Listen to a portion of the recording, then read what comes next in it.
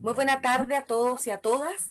A nombre de la Facultad de Ciencias Jurídicas y Sociales de la Universidad Austral de Chile y del Núcleo de Estudios Interdisciplinarios en torno a la desigualdad y derechos humanos de la misma Casa de Estudios, nuestra Universidad Austral, les damos una muy cordial bienvenida a esta actividad que realizamos nuevamente en modalidad no presencial.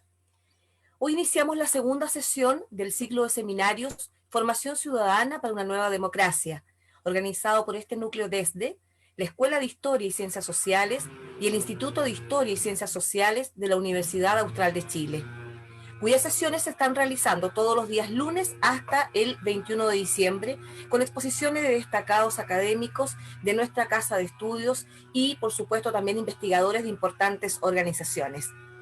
Les recordamos que esta sesión está siendo transmitida a través de la plataforma Zoom y también a través de Facebook, a través de la cuenta derecho.universidad austral de Chile. Les informamos que quienes ven la transmisión a través de Zoom pueden hacer llegar sus preguntas apretando el icono preguntas y respuestas que pueden encontrar en la parte baja de su pantalla, en la franja negra, bajo la imagen. En Facebook lo pueden hacer en el chat de la misma transmisión. Dejo con ustedes a continuación al director de la Escuela de Historia y Ciencias Sociales de la Universidad Austral de Chile, quien ofrecerá un saludo inaugural, profesor Yerko Monge. Muchas gracias, Alejandra. Hola, hola a todos y todas quienes nos están acompañando en esta transmisión, en esta modalidad remota, a esta segunda sesión ya del seminario Formación Ciudadana para una Nueva Democracia, donde contaremos hoy día con la participación del colega, del doctor Juan Pablo Paredes. Ya Hernán ya nos dará más detalles sobre la ponencia y también que nos va a presentar el colega. Agradecer en primera instancia también, igual que la semana pasada, al Núcleo de Investigación Interdisciplinaria en torno a la desigualdad y los derechos humanos.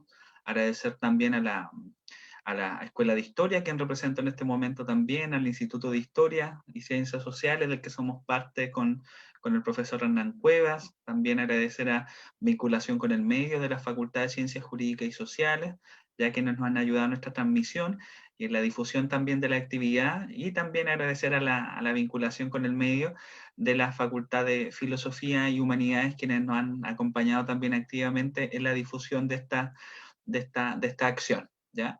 Es muy importante la temática que nos convoca hoy. Leo el título: Movilización estudiantil y procesos de autoformación ciudadana, a propósito de este proceso de debate constitucional, constituyente, ya, porque evidentemente la dimensión de la política y también la dimensión estudiantil durante este último ciclo de movilización ha tenido un papel protagónico, ¿ya?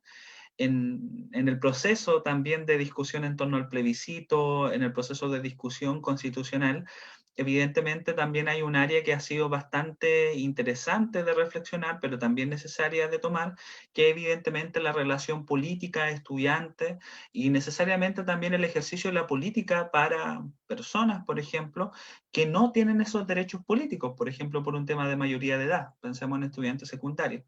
Entonces, pensar el amplio espectro de la participación y también reflexionar en torno a la dimensión estudiantil, que ciertamente a partir del 2006 en adelante, 2012, con mucha fuerza, instalaron muchas de las temáticas que estamos viendo hoy en día. Así que agradecer al profesor Hernán Cuevas también, a quienes están conectados en esta transmisión, por esta iniciativa, y espero que sea un grato espacio de debate también. Así que muchas gracias, Juan Pablo, por tu participación y solidaridad para este momento. Gracias, Alejandra. Muchas gracias, profesor, por sus palabras, por contextualizar el objetivo de este ciclo de seminarios. Moderará la exposición del día de hoy el académico del Instituto de Historia y Ciencias Sociales de la Universidad Austral de Chile e investigador del área de Inclusión Social, Derechos y Ciudadanía del Núcleo de Estudios Interdisciplinarios en torno a la desigualdad y derechos humanos, PhD Hernán Cuevas Valenzuela. Profesor, tiene usted la palabra. Bueno, muchas gracias, Alejandra. Yo no quiero reiterar lo que ya se ha dicho, solamente recordarle para aquellos que se han ido conectando paulatinamente que vamos a tener una conferencia del profesor Juan Pablo Paredes, quien es doctor en Ciencias Sociales por la Universidad de Chile, es profesor de la Universidad Católica del Maule. Él es editor de la prestigiosa revista Polis, revista latinoamericana, y también, bueno, ha desarrollado recientemente un postdoctorado en la Universidad de los Lagos, en el centro CEDER. Hoy día Juan Pablo nos presentará la conferencia Movilizaciones Estudiantiles y Procesos de Autoformación Ciudadana. Solamente recordar a los auditores que tenemos en la parte baja de sus pantallas, para aquellos que participan de Zoom, un botón que usualmente tal vez no están tan acostumbrados a utilizar, que dice preguntas y respuestas, algo así, ¿no? Y bueno, no tomo más tiempo, dejo con ustedes entonces al profesor Juan Pablo Paredes.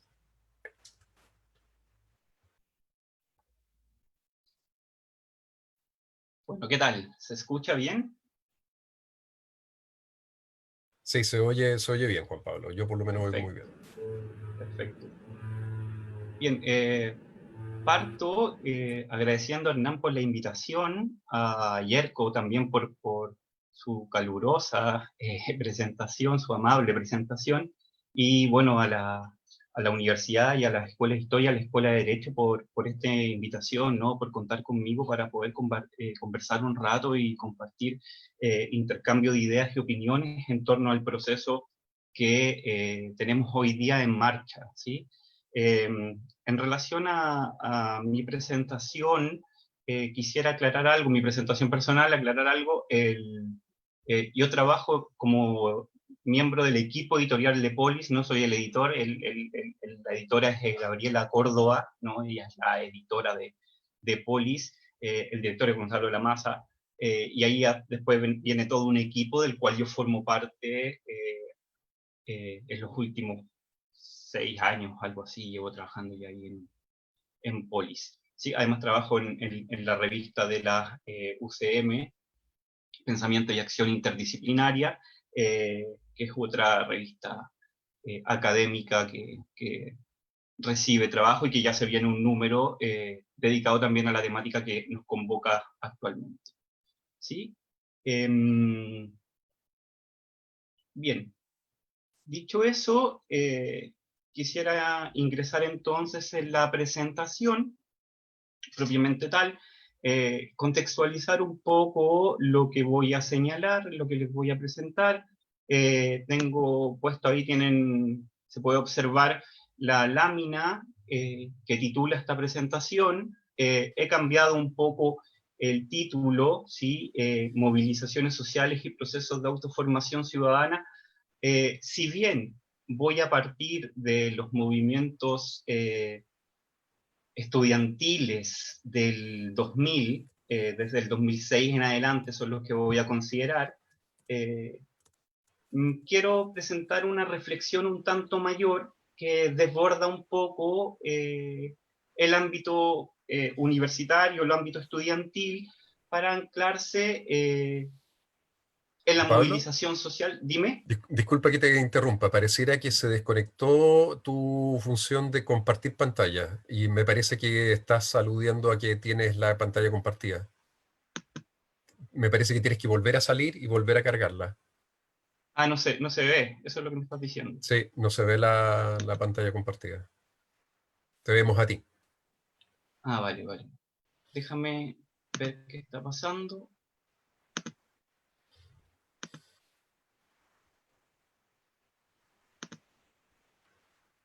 ¿Ahora? No, todavía no.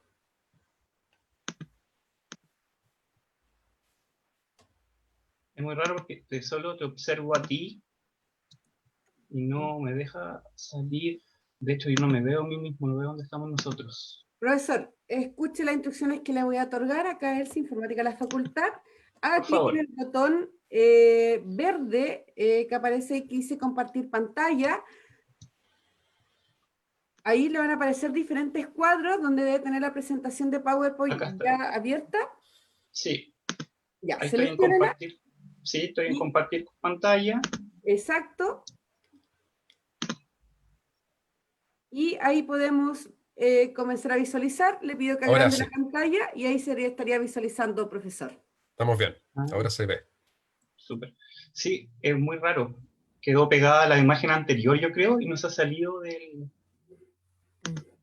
cuando me desconecté, quedó la otra, y yo estaba todo el rato con esa jugando. Bien, ahora sí entonces. Entonces, bueno, la presentación la titulé Movilizaciones sociales y procesos de autoformación ciudadana.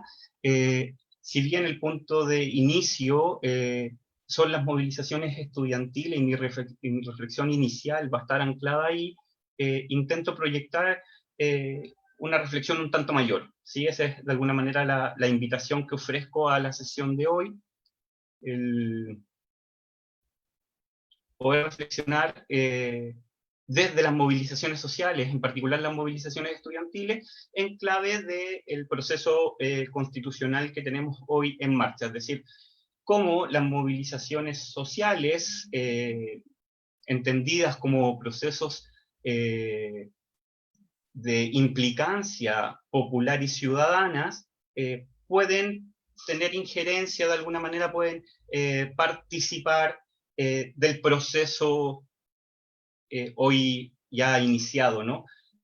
Con qué herramientas, con qué posibilidades cuentan las movilizaciones sociales, estos sujetos colectivos, vía movilización social, de poder participar de este proceso que no sean las alternativas hoy por hoy existentes, ¿sí? Entonces, la reflexión que quiero proponer va en esa clave, ¿sí? Parte desde el mundo de vista estudiantil, desde el punto de las movilizaciones estudiantiles, pero intentan ofrecer una reflexión un tanto mayor desde la óptica de las movilizaciones sociales en general y en particular de lo ocurrido desde el 18 de octubre del año pasado, ¿no? Entonces, desde ahí voy a tratar de ofrecer unas claves de lectura para lo que viene. Entonces, el punto de arranque que yo quiero ofrecer son 3 puntos que de alguna manera van a enmarcar la presentación que voy a desarrollar,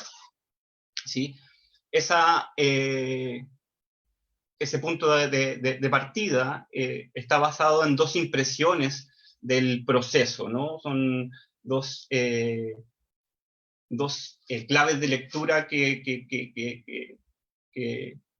tengo yo, sensaciones, podría llamarlas también, sensaciones que me deja el proceso hasta el momento, y en tercer lugar voy a ofrecer un posicionamiento para después desplegar mis argumentos, ¿sí? Entonces, ¿cuáles son estas impresiones, ¿no? ¿Cuál es mi sentir? ¿Sí? La presentación va a estar muy anclada en eso del sentir y los sentidos, ¿no? De los significados, pero también cómo ellos se sienten, ¿no? Cómo ellos se vivencia, cómo ellos se experiencia, ¿no? Va a ser uno de los principios fundantes de la presentación que voy a exponer, anclado en el punto C, que habla de la cuestión cultural, ¿sí? Entonces, ¿cuáles son estas 2 impresiones iniciales que van a sustentar lo que voy a plantear, ¿sí? La primera sensación, ¿sí? La primera sensación que me deja lo que ha ocurrido hasta el momento, ¿no? Lo ocurrido en octubre del año pasado, lo ocurrido el 15 de noviembre del año pasado, lo que acaba de pasar el 25 de octubre de este año, y lo que está aconteciendo en el momento actual, es que el debate procura un énfasis muy exclusivo y excluyente de la cuestión constitucional o constituyente. Voy a usar esas 2 claves de manera intercambiable, aunque no lo son, lo tengo muy en claro, pero lo voy a usar de manera intercambiable en función del proceso, lo que implica, lo que dice, que está muy reducida al ámbito político institucional, y otras aristas, otras visiones quedan muy ausentes, ¿no? Están muy eclipsadas, ¿sí? En particular, ahí estoy pensando en la óptica social ciudadana, ¿sí? Estoy pensando particularmente en esa óptica, y que todo ha pasado muy rápido y muy abruptamente por el sedazo más institucional, ¿sí? Institucional, político, institucional, constitucional, podemos leerlo en esa clave significante, Y por otro lado, lo social, ciudadano, constituyente ha quedado por fuera, ¿sí? Ha quedado un tanto offside, ¿sí? Ha quedado fuera de juego, ¿no? Ese es como uno de los puntos importantes. De hecho, los reclamos que están realizando en estos últimos días, por ejemplo, grupos de independientes, tienen que ver mucho con eso, es decir, con un proceso, bendito sea el proceso, ¿sí? Haber llegado a un proceso de cambio constitucional dado por un proceso de implicación ciudadana y fundado en un proceso de movilización social que además nos permita borrar la constitución de la dictadura, me parece notable, ¿no? Sin embargo, lo que digo es que el foco ha estado muy puesto en la vía institucional, ¿sí? En clave chilena, ¿no? Muy apegado a la cuestión institucional, las reglas del acuerdo, las conversaciones posteriores, el método de selección de los incumbentes, todo es muy institucional y que juega muy a la contra de la ciudadanía, muy a la contra de los movimientos sociales, muy a la contra de lo que no está dentro del marco institucional actual, ¿no? Entonces ahí hay un cierto tipo de problema al cual no se le ha prestado tanta atención. La segunda sensación es que esta arista que queda fuera es principalmente el ámbito social, ciudadano, popular, constituyente, es el que de alguna manera ha quedado fuera de juego. Existen otros también que podríamos resaltar, sin embargo yo me quiero concentrar en ese, producto de como lo señalaba Yerko al inicio de su presentación, fueron los estudiantes en un inicio, ¿no? En la semana previa al 18 de octubre, ¿no? Y la semana anterior también, que producto de este llamado a la evasión del pasaje por el alza del metro, encienden la mecha, ¿sí? Lo interesante de eso es no solamente considerarlo en esa clave, en la clave de la subida del pasaje, que es una forma de violencia hacia el mundo popular nuevamente, pero que también era una forma de responder, de poner el foco de atención en otro lugar, porque el mundo estudiantil venía bastante golpeado y perseguido, criminalizado por las políticas del gobierno de Sebastián Piñera, ¿no? Este segundo gobierno, estoy pensando en particular en Aula Segura y el conjunto, la agenda más criminalizadora hacia el mundo estudiantil y sus protestas, ¿no? Y sus formas de participar en el espacio público, ¿sí? Y ahí la clave que estoy tratando de ofrecer dice relación con la noción de lo instituyente, ¿no? Para mí, el 18 de octubre, tanto así como nos permite abrir la puerta el 15 al proceso constitucional, a la cuestión constituyente, instaló un clima instituyente. ¿A qué me refiero con este clima instituyente? Lo voy a plantear en la siguiente manera. De alguna manera lo que nos dijo el 18 de octubre es la sociedad importa y la sociedad existe, ¿sí? Eso frente al dictum neoliberal, no al argumento, al eslogan de Thatcher, ¿no? En Inglaterra, de que no existe la sociedad, sino solo los individuos y sus familias. Entonces, la sociedad no es la agregación de intereses individuales, es otra cosa, implica prácticas comunes, implica principios comunes, implica esta idea justamente que estoy diciendo de cosas, cuestiones, cosas comunes, ¿sí? Implican lo común. Hay algo ahí que es lo común, que no solamente son cuestiones de bienes materiales o cuestiones que remiten al ámbito de la naturaleza, sino también cosas que tienen que ver con nuestra sociabilidad, nuestras modalidades de creatividad, de creación. Tenemos comunes culturales como cierto tipo de valores, la solidaridad, por ejemplo, como ya lo voy a presentar más adelante. Entonces, la sociedad existe, y no solamente como una cuestión regulativa, no como un horizonte normativo, sino también como un efecto práctico. ¿Sí? Ese es más o menos mi punto, desde la óptica de los movimientos sociales. este efecto de lo común, de que existen cosas que van más allá de mis preferencias individuales y que me implican y que de alguna manera me invitan a participar de aquello, es un efecto performativo, ¿no? Hay cosas que ocurren porque se ponen en marcha, ¿sí? Y eso aparece muy fuertemente con los movimientos sociales. Eso ocurre muy fuertemente con las movilizaciones estudiantiles, ¿sí?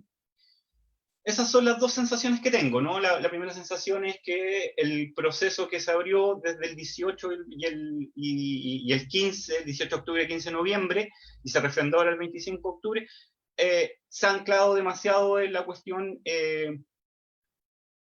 institucional y ha dejado afuera una lista muy importante, que es lo social, lo extrainstitucional, lo ciudadano, y en segundo lugar, al dejar afuera este elemento de lo ciudadano, deja fuera una cuestión que para mí se le ha prestado muy poca atención, que tiene que ver con lo instituyente, ¿no? Con este principio de que de alguna manera este elemento común, ¿no? Que nos implica para estar de alguna manera en conjunto, de manera colectiva, en lazos sociales, en vinculación social, resurge con fuerza a partir del 18 de octubre.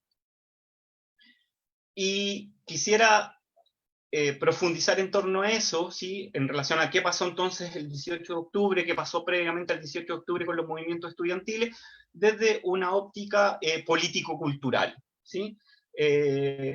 Cuando digo una óptica política cultural, lo que quiero decir es un poco siguiendo la línea de lo que presentaba Yanira la semana anterior, es decir, yo me voy a parar desde donde ella quedó, de alguna manera, cuando dice que el derecho está anclado en la sociedad, está inscrito en la sociedad, que el derecho tiene que ver con cuestiones culturales también, ¿no?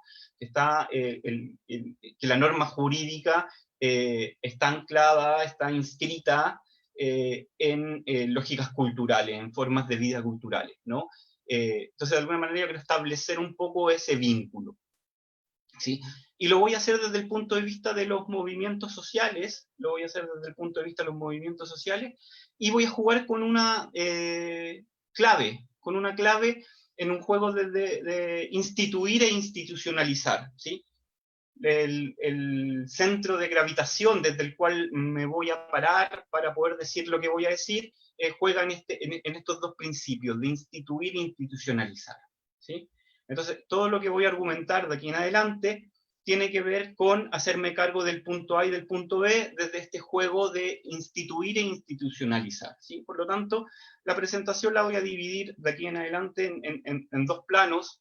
Un primer plano que va a apuntar hacia esta cuestión de lo instituyente, de instituir, ¿sí?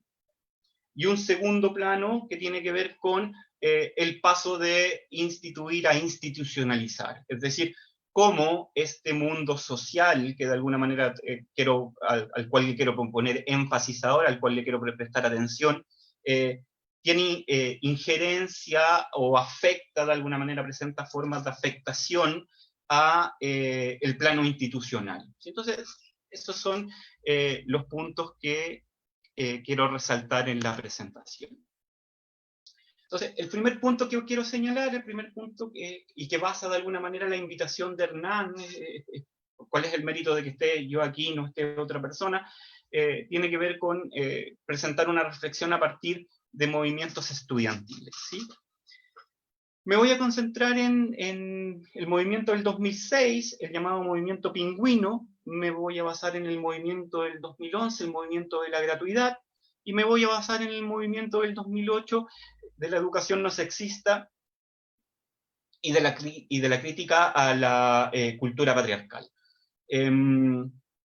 Cada uno de ellos tiene su característica propia, cada una de ellas tiene sus singularidades, cada una de ellas conformó lo que en un paper que anda dando vuelta por ahí, que está en proceso de evaluación, denominé coyunturas polémicas. El 2006, el 2011 y el 2018 conforman coyunturas polémicas conformadas desde el punto de vista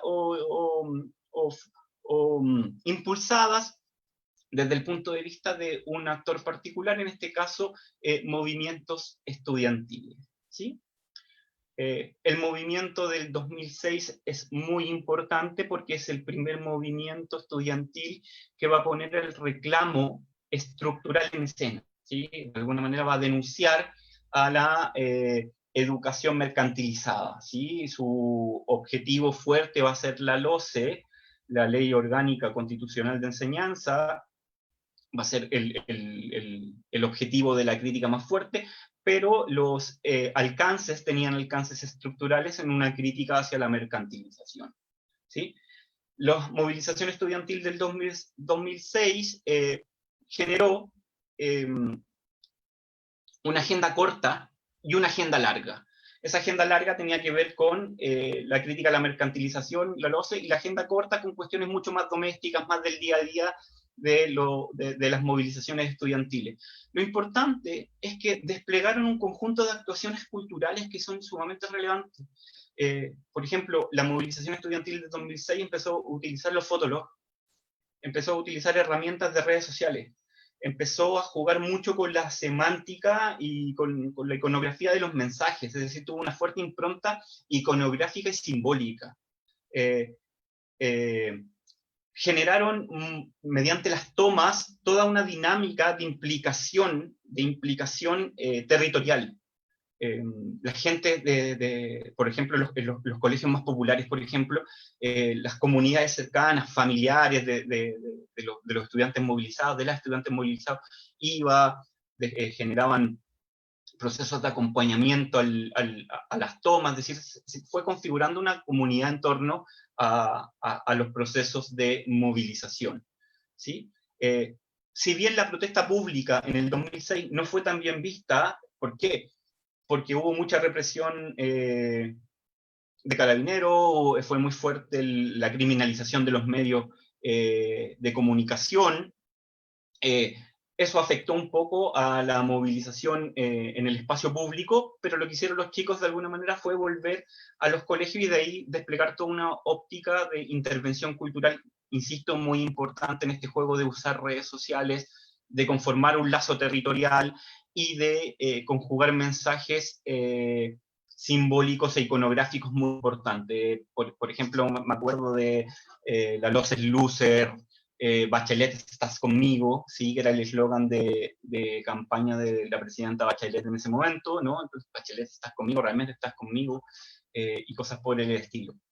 Entonces, jugaron ahí lo que quiero decir es que jugaron con una cuestión de creatividad muy importante. Y esa creatividad es lo que va a jugar como antecedente, como base para la emergencia del 2011, tanto desde el punto de vista de los intercambios en la agencia estudiantil, porque el 2006 también abrió las puertas para que se generara infraestructura organizacional fuerte, ¿sí? Claro, ya existían, pero después de haber tenido una pequeña victoria, uno puede considerarla pírrica, ¿no? Por el alza de manos después cuando se crea la LEGE, ¿no? Cuando cambia de la LOCE cambia a la normativa educacional, y además se instauró el CAE y todas esas cosas, uno podría pensar que fue una victoria pírrica, pero generó ciertos efectos culturales que son muy en función de lo que me interesa comunicar a mí acá, que es la conformación de ciudadanos críticos, ¿no? La conformación de espacios de ciudadanía crítica, ¿sí?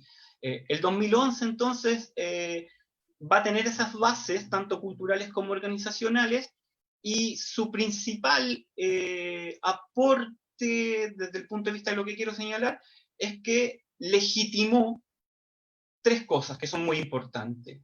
Legitimó la protesta pública como una forma creativa, ¿sí? Algo que no pudo hacer el 2006 y algo que no pudo hacer las movilizaciones anteriores. Yo estaba en los 2000 en la universidad y yo me movilizaba. Y éramos bastante criticados ahí en la Universidad de Concepción porque nunca logramos la masividad que se logró ni el 2006 ni el 2011, ¿no? Porque el 2011 para mí era una cuestión impensable en mi época universitaria. Entonces, jugaron mucho con performance lúdica, jugaron mucho con una forma de protesta mucho más convocante, ¿sí? Convocante, que también recurrió mucho a la iconografía, que recurrió mucho a los mensajes, que recurrió mucho a la simbólica. Fueron movilizaciones muy creativas, ¿sí? Muy creativas, que tuvo una segunda consecuencia, ¿no? Que es asentar la presencia de actores públicos validados socialmente. ¿Sí? Los movimientos estudiantiles del 2006, pero principalmente el del 2011, valida la experiencia de la actoría de la agencia pública, de actores públicos, actores colectivos en escena pública.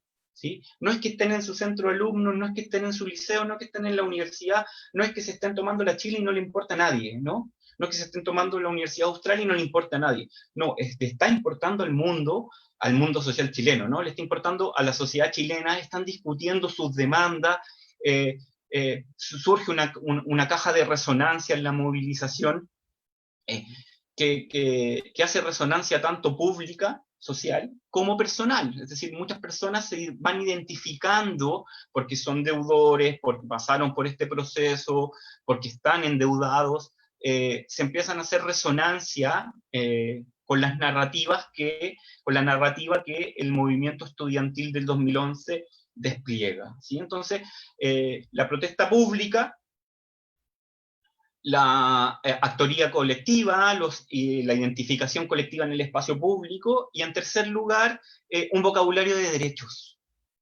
El movimiento estudiantil universitario del 2011, o el movimiento estudiantil del 2011, porque fue eso, movimiento estudiantil transversal, generó todo un lenguaje de los derechos que es muy importante, del derecho social y de la crítica a la mercantilización, ¿no? Educación pública gratuita y no al lucro.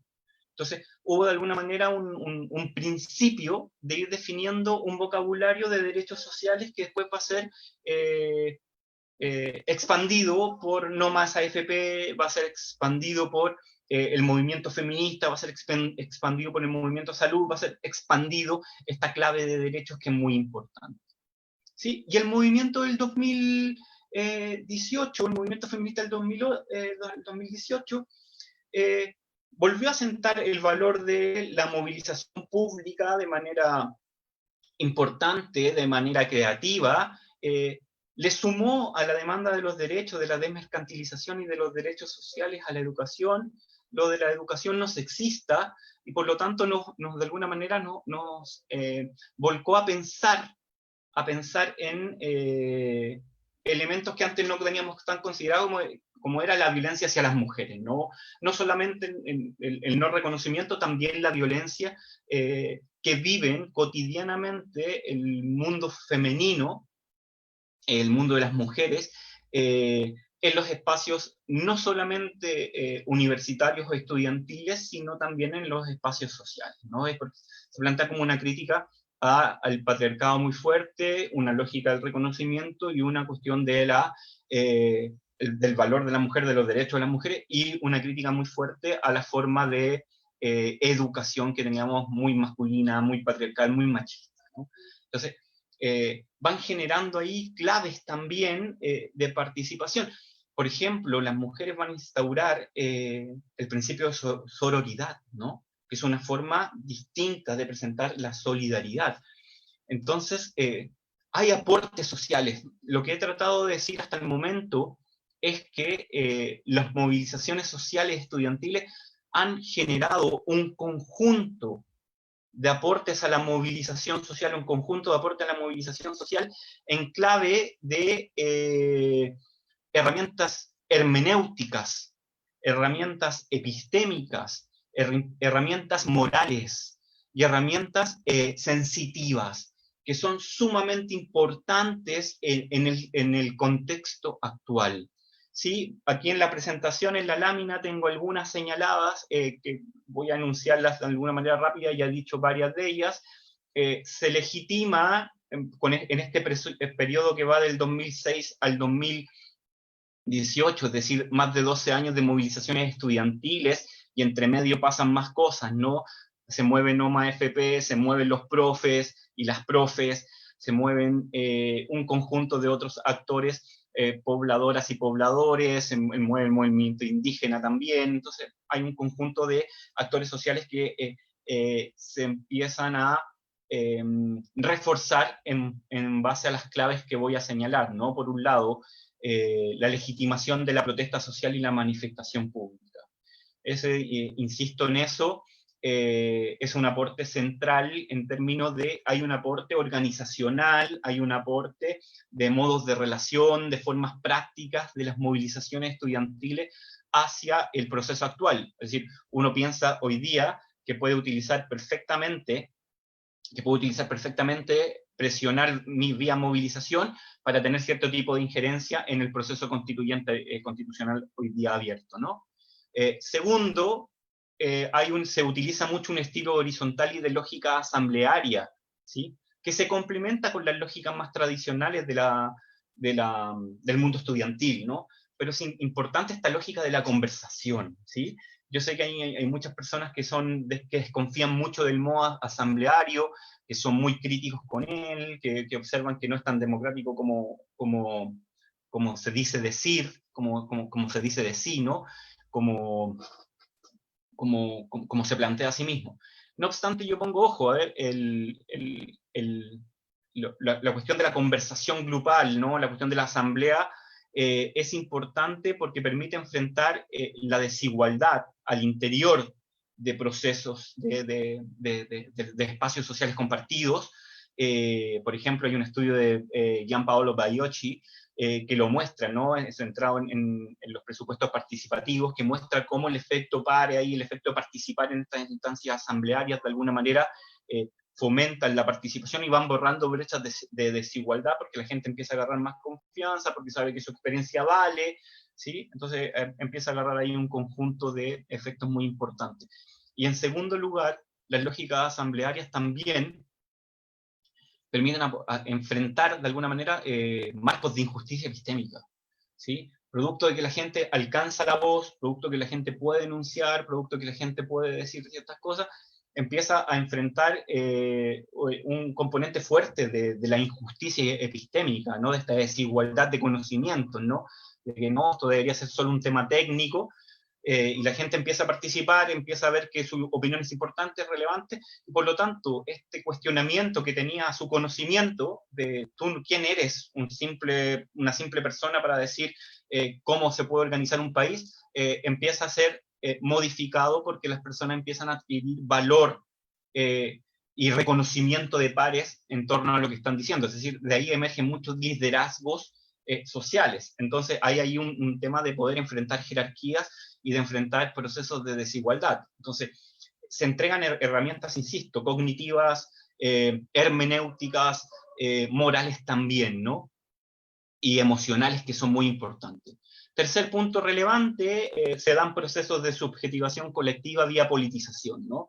La politización aparece como una cuestión importante en la cual los grupos colectivos, las formas colectivas, utilizando la asamblea, utilizando la protesta, empieza a conformar intereses colectivos e identidades colectivas, ¿no?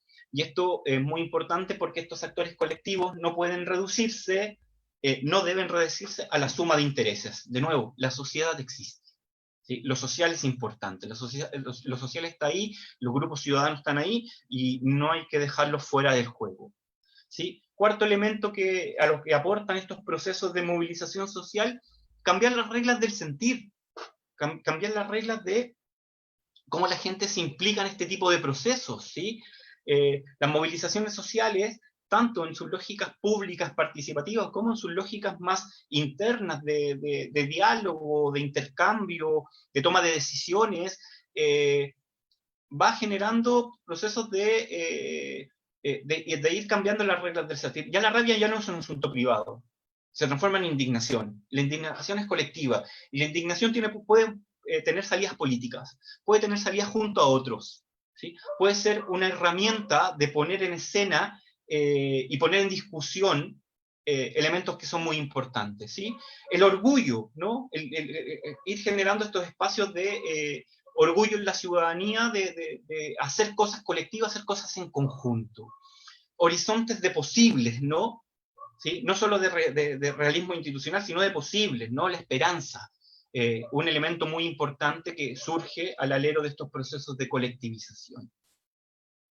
Quinto elemento que rescataría, que ya lo dije de alguna manera, el fomento de un vocabulario de derechos sociales, ¿sí? Un vocabulario de derechos sociales, una semántica de los derechos, una semántica del reconocimiento de los derechos de las mujeres, de los derechos sociales, de la crítica a la mercantilización, a la privatización, que son puntos centrales del proceso que nos encontramos actualmente, ¿no? Entonces, de alguna manera, y van generando herramientas hermenéuticas, ¿no? El no al lucro fue una herramienta hermenéutica, no solamente fue un eslogan, ¿sí? Porque fue una forma de decir, no queremos mercantilización de la vida, ¿sí?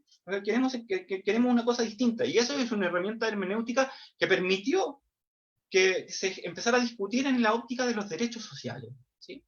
Y por último, se generó también una economía moral en la ciudadanía, ¿sí? La ciudadanía ya con nuevas reglas del sentir, con la existencia de sujetos colectivos, con procesos sociales, con prácticas sociales, con formas de acción en las cuales poder decir y hacer y dejar ver su sentir, fue mostrando que eran posibles otras formas de establecer lazos sociales, vínculos sociales. Y ahí apareció toda una economía antiprivatización y antimercantil, ¿sí?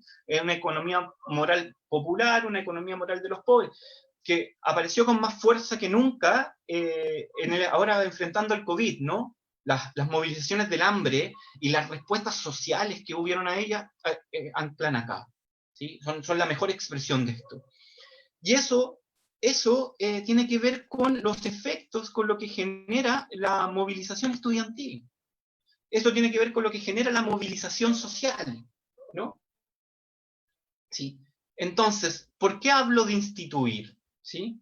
¿Por qué hablo a partir de las movilizaciones sociales? ¿Por qué hablo a partir de las movilizaciones estudiantiles? ¿Por qué digo que a partir del 18 de octubre entramos en un escenario instituyente donde la alternativa ahí es instituir? ¿Sí? Primero, porque el 18 de octubre se generó algo más que un estallido. No es solamente un estallido, puede que haya tenido la forma de estallido inicialmente, ¿sí? Para los que quieran. Se generó algo mucho más importante. Se generó una revuelta popular y se generó también una rebelión por parte de ciertos tipos de actores, ¿sí? Se conformaron actores. Entonces, no solamente fue una explosión, sino que generó ahí un momento de descontento popular, pero también de creación de vínculos, de creación de lenguaje, de creación de capacidades, de creación de organizaciones, ¿sí? Es decir, todo lo que ocurrió en torno a las plazas, pero en particular a la plaza que era la más televisada, ¿no? Por eso hablo de ella, a la Plaza de la Dignidad en Santiago, ¿no? Que generó un conjunto de prácticas solidarias, ¿no? Se entregaba comida, se entregaba agua, generó una distribución de tareas, la primera línea de defensa, la primera línea de cuidados, se generó toda una infraestructura cultural, la radio de Plaza Dignidad, los procesos de autoconversación, asambleas autoconvocadas, es decir, ahí pasaron un conjunto de cosas que fue generando saber popular, que fue generando saber social, saber colectivo, que no puede pedírsele que quede fuera del juego inmediatamente, ¿no? Que no puede pedírsele que se quede offside fuera del juego ahora porque entramos a planos absolutamente institucionales, ¿no? ¿Qué más se generó a partir de esta revuelta popular? Un proceso de colectivización y principalmente de liberación popular vía cabildos y asambleas, ¿sí? Y esta cabildos y asambleas que, de nuevo, generaron mucho saber popular. Y cuando digo saber quiero decir algo muy importante para considerar desde los movimientos sociales, desde el mundo social colectivo, ¿no? Que el saber no solamente es conocimiento experto, no solamente es conocimiento institucional, no es el saber de Yale sobre la Constitución, no, es saber experiencial, es conocimiento conocimiento incorporado, tiene que ver con esto que les decía de el sentido de y los sentido cómo, y los sentido lo sentido de tal forma, ¿no? El saber tiene que ver con eso. No olviden que saber y sabor están asociados, ¿no? Tienen una misma raíz. Entonces, el sabor es el sabor del saber, ¿no? Y eso de alguna manera están dados en estos procesos de movilización, ¿sí? Procesos de movilización que se fueron consolidados por el COVID, ¿sí? O sea, todo lo que vimos, no solamente de las movilizaciones del hambre, no solamente las ollas solidarias, las ollas comunes, sino procesos de redistribución de alimentos, cooperativas, un conjunto de cooperativas de salud, apoyo solidario de cuidados, ¿no? Red de cuidados. Entonces, ahí surgen un conjunto de instancias de saber popular en esta óptica, ¿no? De este saber, el sabor del saber, ¿no? De esto encarnado, de experiencias, de claves de lectura, de conocimiento práctico, que tienen que ver justamente con empezar a pensar que, no sé, cuánto se requiere de, por ejemplo, de un sueldo mínimo, de cuánto se requiere de de conjuntos de participación, de cómo se establecen las redes con el municipio, de la importancia del asociativismo, de la importancia de los modelos colectivos, ¿sí? Entonces, ¿cuál es mi propuesta? ¿Qué es lo que les quiero resaltar yo desde las movilizaciones que ocurrieron post-18 de octubre? ¿Sí? Que esta generación de claves hermenéuticas, esta forma de enfrentar injusticias epistémicas que ocurren hoy día en el proceso actual, porque están ocurriendo un conjunto de injusticias epistémicas, ¿no? Fomentadas por la institucionalidad, es decir, es una institucionalidad que está volcada hacia la preeminencia de los partidos, hacia la preeminencia del mundo que milita en partidos, o de la gente que tiene cercanía a los partidos políticos, y esos son principalmente del mundo académico o del mundo de las comunicaciones, ¿no? Entonces el mundo social queda un tanto, ciudadano, queda un tanto al margen de aquello. Entonces, ¿dónde poner el ojo? ¿Dónde prestar atención? Lo que yo digo es que el mundo social, el mundo ciudadano movilizado ha generado tres cosas que son importantes considerar de aquí en adelante y que son los temas en los cuales yo pondría atención, ojo y fomentaría, ¿sí? Que son de alguna manera los temas en los que pondría énfasis desde las movilizaciones sociales. Primero, tener claridad que las movilizaciones sociales, los procesos de colectivización, los procesos de organización popular, se basan en la idea de la artesanía de las prácticas. No en prácticas artesanales, sino artesanía de las prácticas. Es decir, lo que hacen edifica, lo que hace levanta cosas, va asentando relaciones, va asentando conocimientos, ¿sí?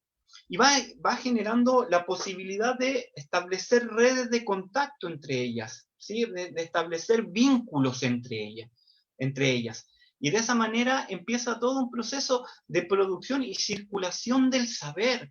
Empieza un proceso de didáctica ciudadana, ¿no? Empezamos a enseñarnos entre nosotros, porque empezamos a discutir temas, empezamos a elaborar documentos, empezamos a fomentar discusiones. Se produce un proceso amplio de deliberación, que es un foco fuerte para poder enfrentar estos temas de injusticia epistémica fomentadas por la institucionalidad. Entonces, surgen en esta artesanía de las prácticas, surgen un conjunto de formas de vínculo, formas de comunicación, asambleas generales, asambleas territoriales, coordinadoras de grupos, que empiezan de alguna manera a hacer circular el conocimiento, a establecer canales de comunicación. Y es importante, porque uno de los focos que tenemos que poner en discusión hoy día es cómo establecer puentes y vínculos entre uno y otro, ¿no? Cómo establecer puentes entre procesos que pueden ir perfectamente en paralelo, pero en algunos momentos tienen que converger, ¿sí? Este proceso de instituir y de institucionalización puede ir en paralelo, pero en ciertos momentos tienen que establecer puentes entre ellos y converger.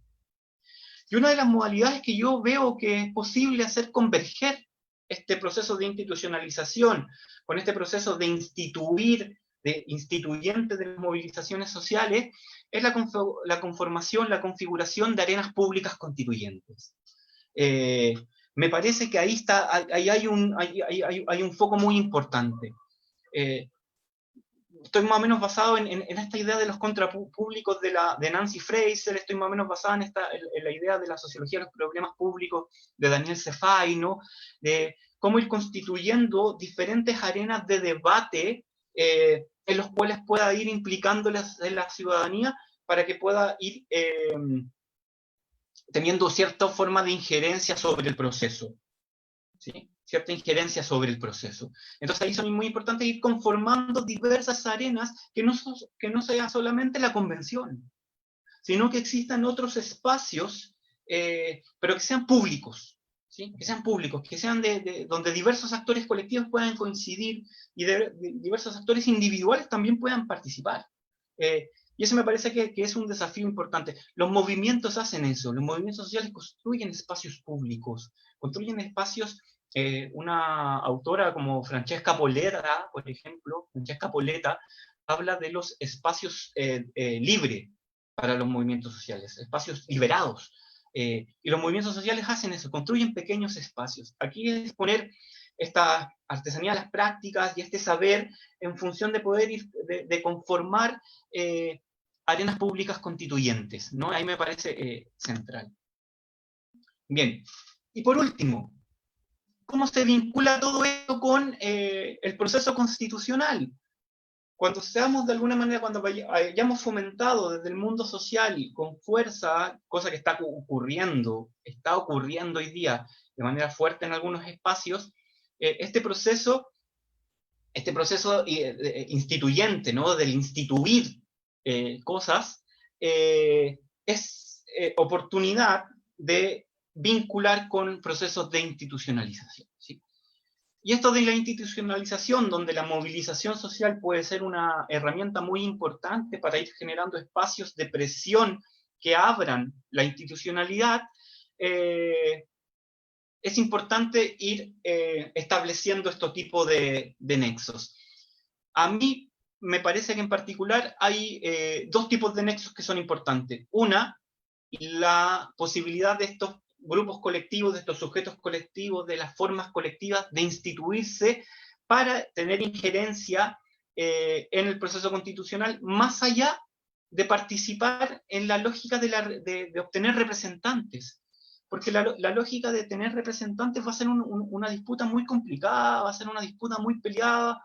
La normativa no facilita, no beneficia al mundo social en esta vuelta, y está difícil que hayan cambios muy sustantivos en torno a aquello. Entonces, la regla puede ser no tan mala, pero no va a ser beneficiosa.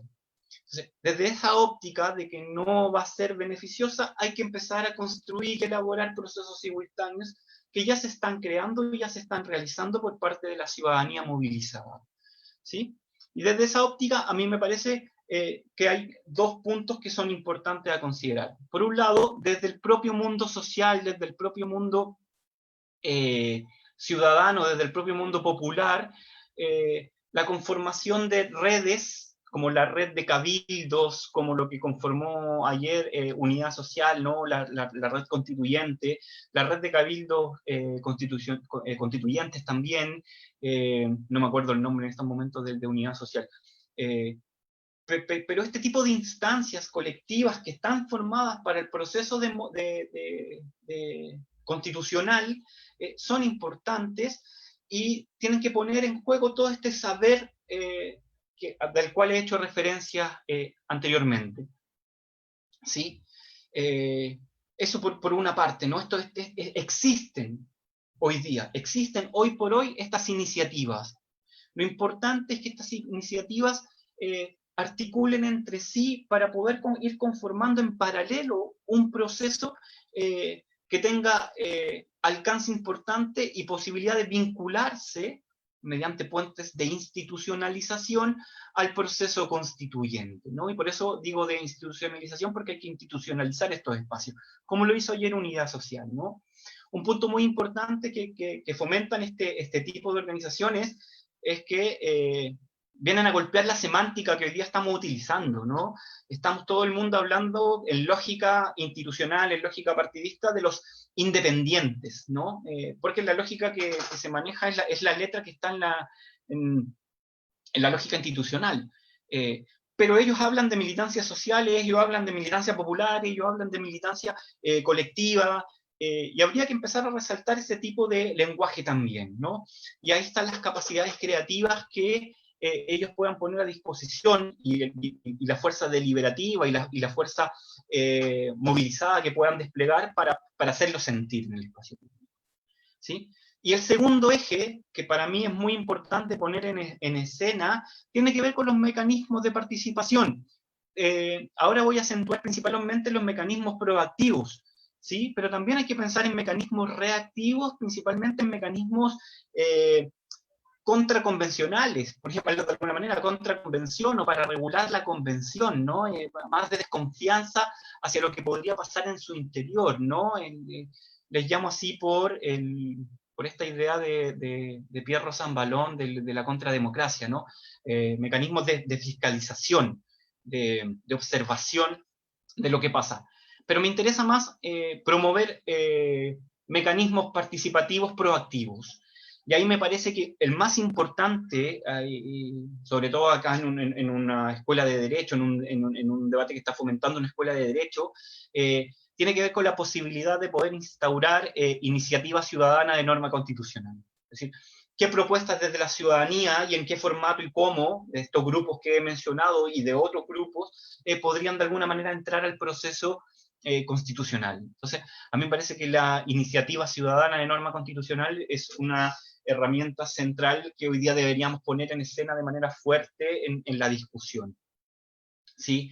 Legalizar de alguna manera los encuentros autoconvocados desde la propia ciudadanía, desde la movilización social, desde los grupos organizados para tener injerencia, tener no solamente control, sino injerencia en el proceso constitucional. Y por último, participar de audiencias públicas, ¿no? De que el mundo social, no solamente en un carácter de técnico, sino de poder considerar su experiencia.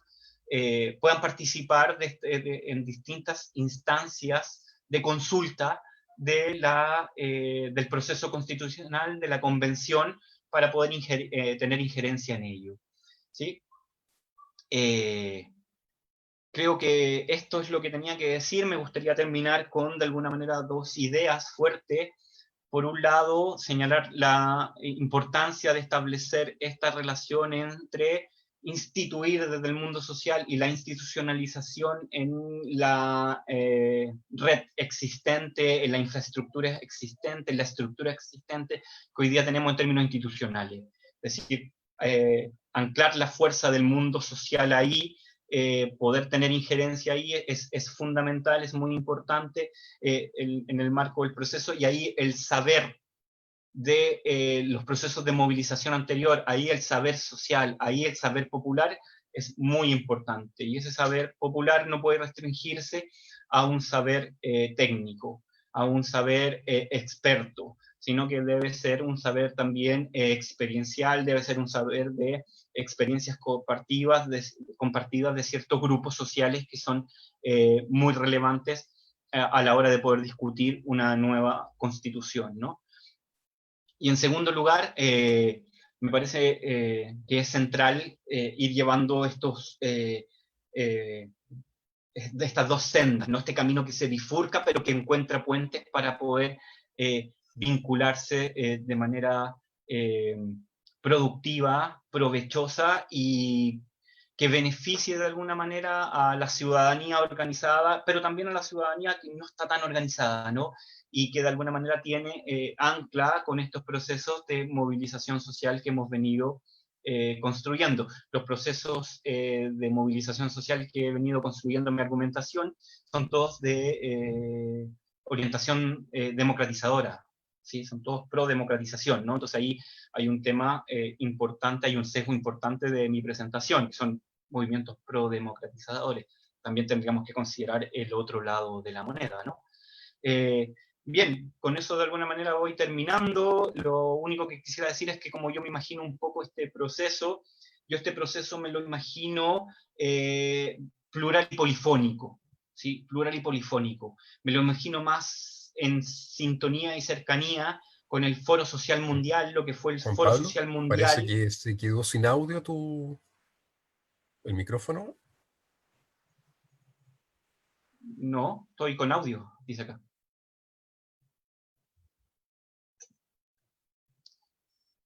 Estoy con audio, dice acá. ¿Se escucha, Hernán? Hernán, ¿se escucha? Profesor, lo escuchamos perfectamente, no hay ningún problema de audio. Puede que haya sido el profesor Hernán que haya tenido alguna interferencia. Nosotros lo escuchamos perfectamente. Perfecto, ya estoy terminando. Les cuento cómo me imagino el proceso, que me gustaría cerrar con esa idea. Yo me imagino este proceso como eso, como lo dije, como un foro amplio ciudadano, muy polifónico, muy polifónico. La pluralidad, por ejemplo, del Parlamento, la pluralidad del marco institucional hasta el momento, la pluralidad de cierto tipo de independientes, es una pluralidad real, más no polifónica. ¿Sí? Yo me imagino una cuestión polifónica, diversa, donde el mundo popular, el mundo que se las dio muy dura con el COVID, que le ha tocado muy difícil también producto del 18 de octubre, el mundo de los 30 años, tenga injerencia y participación en el proceso. Entonces, no me lo imagino tanto como una reunión en Casa Piedra, donde puedan participar comunicadores, políticos, empresarios, sino me lo imagino más como este Foro Social Mundial. Tampoco me lo imagino como un foro sobre el proceso constitucional en Yale o Harvard, sino, insisto, como un proceso ciudadano fuerte, y ahí la tarea entonces nuestra es construir instancias. Y digo la tarea nuestra porque me paro ahora como ciudadano y nuestra tarea es construir instancias desde la ciudadanía para poder de alguna manera tener no solamente control, sino también injerencia deliberativa y decisional permanente, y no solamente en determinados momentos del proceso. El proceso es exploratorio para todos, el proceso es experimental para todos, y el proceso es una experiencia que debió ser común a todos. Bien, muchas gracias. Eso Muchas era, gracias. Hernán. Sí, muchas gracias, Juan Pablo. No sé si se oye bien ahora. Sí, Sí. yo te escucho, Hernán. Perfecto, ya. Sí, es que durante un momento tuve yo una interferencia y no dejé de oírte, entonces me quedé con la duda de cómo está funcionando todo. Muchas gracias, Juan Pablo, por tu creativa también presentación. Es un trabajo, este es el tipo de trabajo más arriesgados, creo yo, ¿no es cierto? Y es muy bueno también invitar a los colegas a que realicen justamente este tipo de trabajos que ocurren, por así decirlo, sobre caliente, ¿no? Sobre la propia observación de lo que está sucediendo en el mundo social. Así es que hay mucho de riesgo en esto y te agradezco, digamos, la valentía, porque no es un trabajo,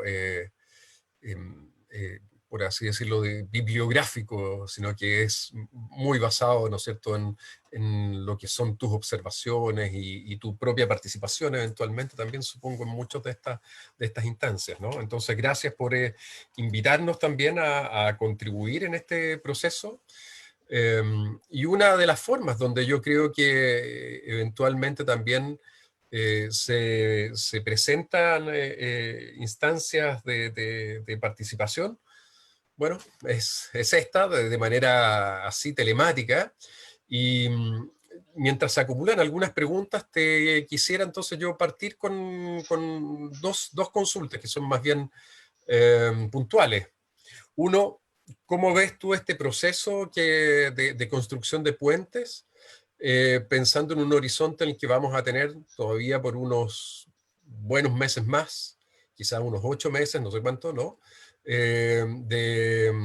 Procesos de aperturas y cierres, ¿no? Vinculados a la pandemia, ¿no? Entonces, eso por una parte, ¿no? ¿Cómo ves esos procesos y de qué manera eso crees tú que podría afectar, ¿no?, esta construcción de puentes en este proceso de instituir, ¿no? Eso por un lado. Y la segunda pregunta, quien nos la presenta acá el colega Roberto Mardones: ¿cómo se concreta la participación de los movimientos sociales, entendiendo que representan distintas sensibilidades, que no sea la vía institucional, ¿no? ¿Tienes algún ejemplo de cómo se concreta esa participación? Entonces son dos preguntas iniciales mientras no se nos comienzan a acumular algunas más. Bueno, en lo primero, en función de lo que preguntaste tú, Hernán, ¿cómo está cómo se ve el escenario?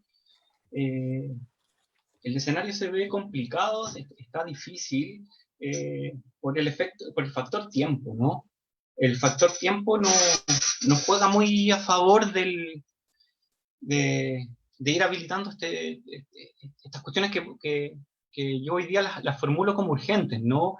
Desde ese punto de vista estoy muy de acuerdo con una columna que sacaron hace poco de La Masa y Fuentes, ¿no? El Claudio Fuentes con Gonzalo de la Masa, pidiendo que había que ponerle atención a las formas de participación ciudadana. Ellos se anclaron mucho más en los procesos de institucionalización que yo llamo, ¿no? En las formas de institucionalizar, en los mecanismos, de los cuales yo no me considero para nada un experto.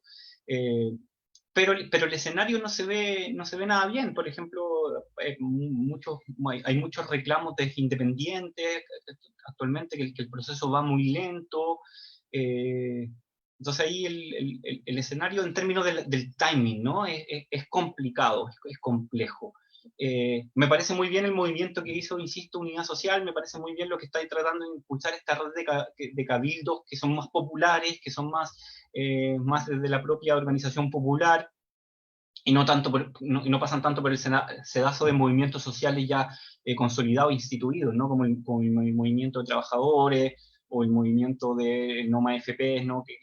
O los profesores que ya tienen, y profesoras que ya tienen ahí asentada una larga tradición, ¿no? Esta red de cabildos constituyentes y de asambleas constituyentes son más bien del mundo más territorial, más local, que están tratando de instaurar ahí el punto. Entonces, el tema más difícil es el timing.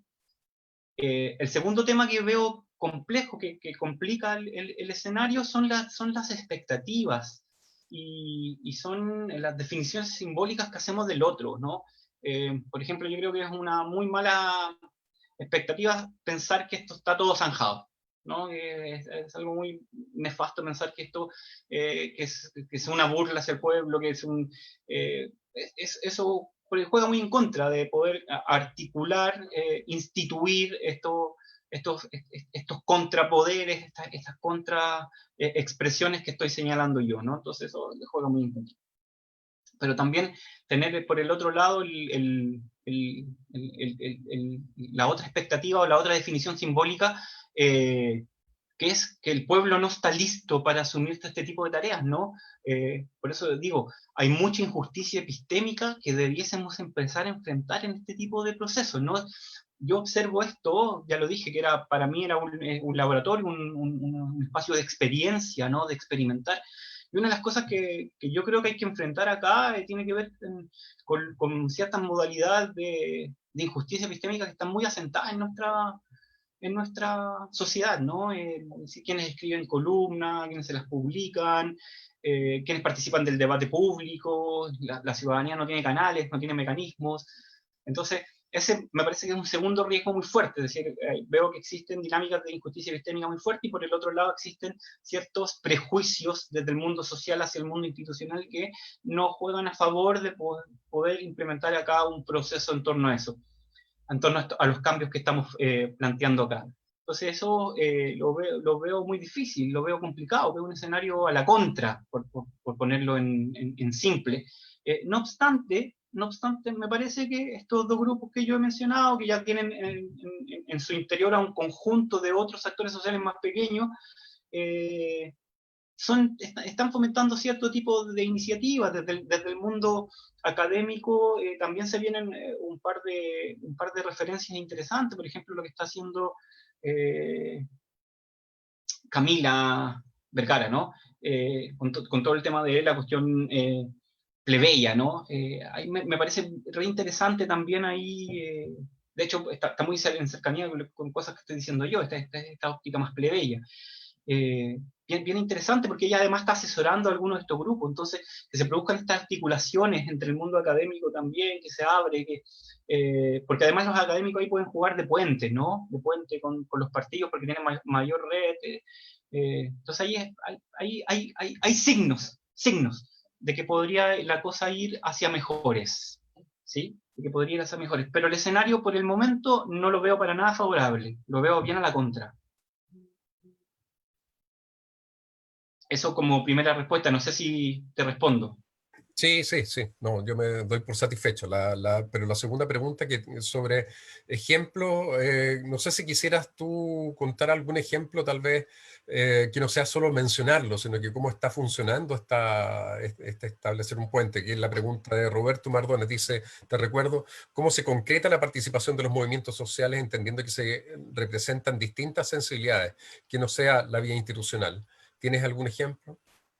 O sea, yo veo dos mecanismos que podrían estar perfectamente articulados. Por un lado, estas cosas de establecer lo que llamé como arenas públicas constituyentes, pensándolo en una suerte de no mini públicos, sino de foros ciudadanos, de foros sociales abiertos, ¿no?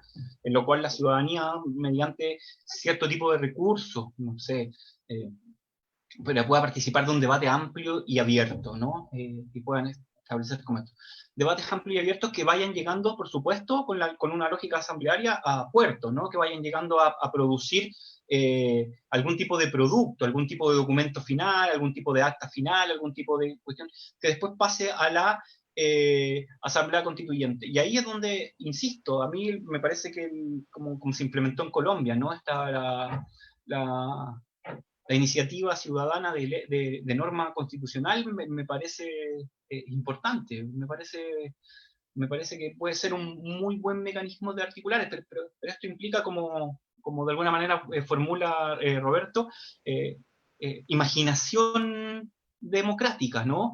Yo creo que una de las cosas que están en ausencia, y de alguna manera le devuelvo la pregunta, conociendo su expertise y todo eso, una cosa que de la cual nosotros no hemos participado, y nosotros me refiero al mundo académico, al mundo que tiene cierta base en función de cierto conocimiento de cosas librescas, ¿no?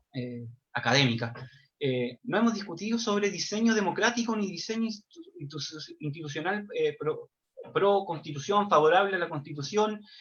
Nosotros mismos tampoco nos hemos movido mucho en torno a eso. Es decir, nosotros mismos estamos anclados un poco en la misma dinámica de los actores constituyentes, quién va a ir, quién va, cuál es la dinámica, los mismos temas, pero no hemos iniciado tampoco una conversación nosotros en función de qué podríamos aportar, y por eso le devuelvo un poco la pregunta, a la discusión del diseño democrático, ¿no? De hecho, yo no he visto a nadie que haya puesto en escena pública, en el debate público, la noción del diseño democrático, como, no sé, como es Sauer u otros en otros lados, ¿no? Que justamente desde la ciudadanía vienen proponiendo esta articulación de ciertas cosas.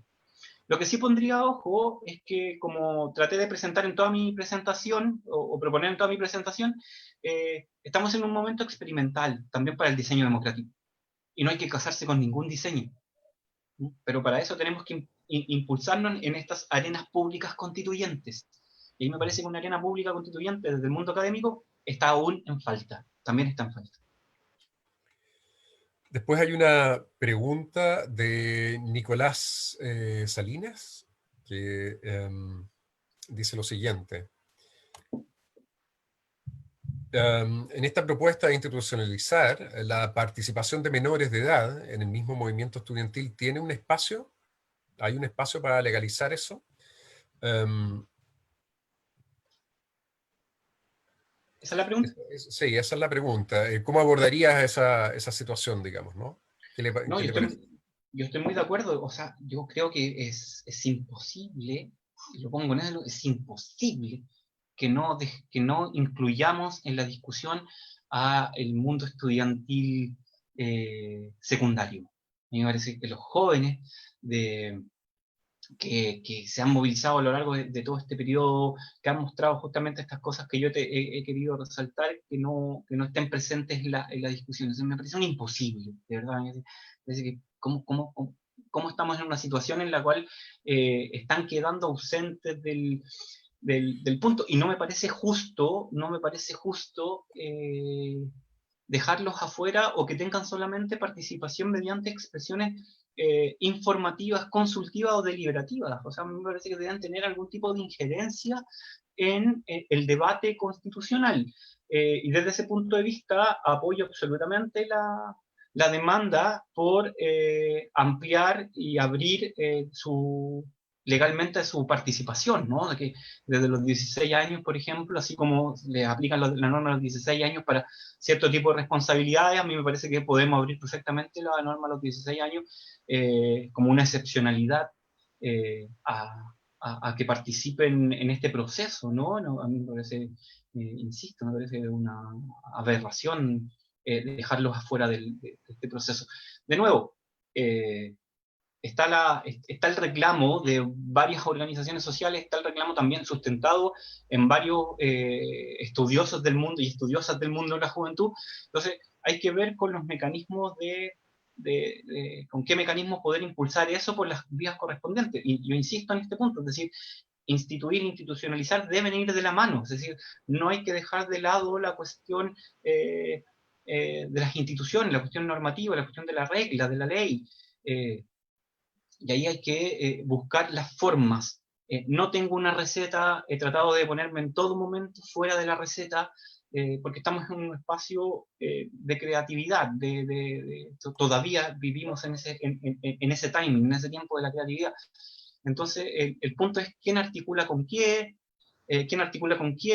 con quién, perdón, qué cosas se articula con qué, y en ese escenario estamos, pero yo suscribo absolutamente la petición, pregunta de Nicolás. Hay otra pregunta que tiene alguna vinculación con esto y que alude a los prejuicios que hay en la sociedad, especialmente de la gente mayor, respecto de las personas jóvenes, ¿no? Y el movimiento, y las personas jóvenes movilizadas, el movimiento estudiantil. ¿Tiene alguna injerencia eso, crees tú? Sí, sin duda. Yo la única, insisto, la única receta que tengo ahora, dije que no receta, la única, el único ingrediente que podría tener ahora dentro de lo que estoy poniendo en escena es la deliberación, espacios de deliberación. La única forma en que se pueden romper estos prejuicios son, siguiendo a Baiocchi, ¿no? Participar de y participar con. Y a medida que yo empiezo a participar me voy a dar cuenta que tengo prejuicios. Si no, voy a seguir teniendo solo esos prejuicios. Por ejemplo, ¿qué fue lo que nos demostraron los estudiantes en 2011 cuando fueron a la Cámara? No solamente los estudiantes universitarios, sino los secundarios, y se podían parar de igual a igual con los parlamentarios y las parlamentarias. De hecho, las corregían incluso. O algunos dirigentes que iban a programas de televisión y podían discutir de tú a tú con políticos de trayectoria innegable. Se tienen que dar las instancias. Entonces estamos más en el escenario de las instancias, ¿no? Y de alguna manera mi alegato tiene que ver con qué instancias construimos, y por eso creo que este espacio, arenas públicas constituyentes, debiese ser un tema que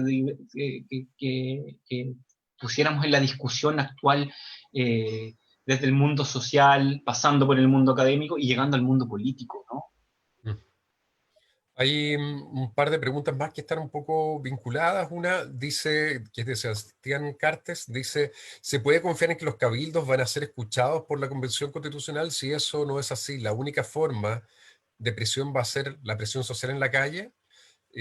Y hay otra pregunta relativamente vinculada, que es cómo visibilizar a los mayores agentes de cambio y sus posturas, ¿no? Que son los participantes de la autodefensa popular, ¿no?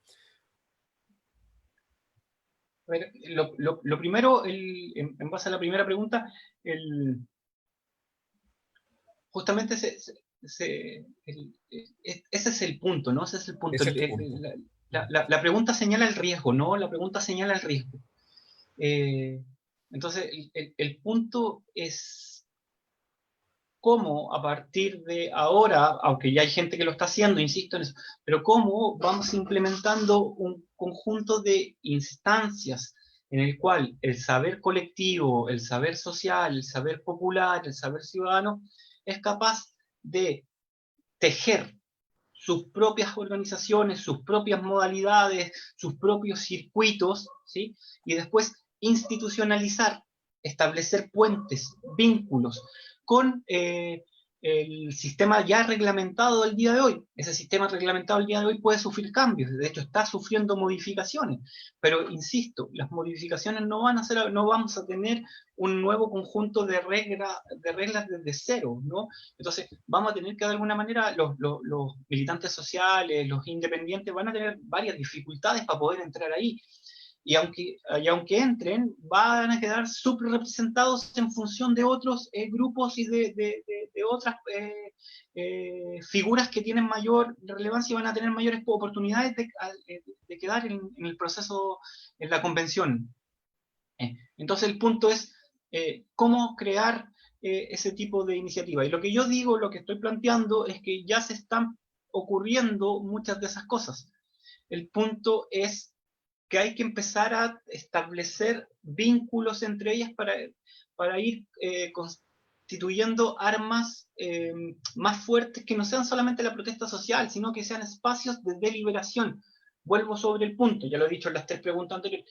Para mí, porque la artesanía de las prácticas, la producción y circulación del saber son algo que los movimientos sociales siempre hacen. ¿Cuál sería mi aporte? El que hice hoy día acá para el debate que viene, establecer la conformación de arenas públicas constituyentes. Yo creo que esa es la tarea hoy día. Esa es la tarea hoy día. Tareas que se empiezan a establecer desde ya. Puede haber perfectamente una arena pública constituyente sobre la cuestión territorial en Curicó, por ejemplo, que yo hago clase ahí, ¿no? Que me toca hacer clase ahí en Talca y Curicó. En Curicó, en la ciudad de Curicó. Y de ahí esa articula después con otra que está en Santiago, y la de Santiago la de Valpo, y sale algo más grande de las asambleas territoriales, de las coordinadoras territoriales, locales, territoriales y locales. Entonces, a eso voy. Es un tema insisto, de diseño democrático y de imaginación democrática. Y esa imaginación democrática yo la quiero desanclar un poco de la institucionalidad política, la quiero desanclar un poco también de los académicos, y quiero decir, ojo, pongamos atención a lo que están haciendo los movimientos sociales, pongamos atención a lo que están haciendo los grupos sociales movilizados, y veamos cómo de alguna manera podemos articular, vincular con ellos salidas a eso. Me parece que la única posibilidad de hacer aquello es estableciendo arenas públicas que la vuelvo a decir, ¿no? Lo entiendo como foros de deliberación, foros de intercambio, ¿sí? En los cuales podamos participar de alguna manera de esta manera más horizontal. Por supuesto que van a tener sus riesgos, por supuesto que alguien va a utilizar más las palabras que otros, por supuesto que van a llegar grupos que están más organizados que otros, pero si hay una cosa que tiene en beneficio de sí el debate y la deliberación, es que va generando que esas cosas puedan ir cambiando en el circuito de la conversación, siempre y cuando la conversación sea larga y permanente. Si es breve y solo en un momento, se va a quedar en un conjunto de opiniones, que es lo mismo que ya hacemos con otros instrumentos. ¿Sí? Eso en relación a la primera pregunta. Y en respuesta a la segunda pregunta, creo que va en la misma línea, ¿no? La línea es proyectando mediante articulación social, mediante articulación ciudadana, creando instancias en las cuales ir proyectando el poder popular, más o menos como para relacionarlo con la pregunta. Porque mucho se habla del poder popular y se da como sentado el poder popular, pero ese poder popular hay que ejercerlo, hay que ponerlo en escena, hay que ponerlo en clave democrática, ¿no? Y ahí, insisto, esa clave democrática tiene un lado de principios, sin duda, pero también tiene un lado de procedimientos. Y en ese lado de procedimientos hay que de alguna manera empezar a a prestar atención y empezar a elaborar propuestas. Por eso insisto, el ejercicio que hizo de la Masa y Fuente, aunque desde mi óptica está muy anclado en la cuestión institucional, en los mecanismos de participación, es un avance en función de eso. Es decir, ese documento ya debería tener un conjunto de réplica y debería estar siendo analizado por los movimientos sociales. Lo está haciendo, ojo.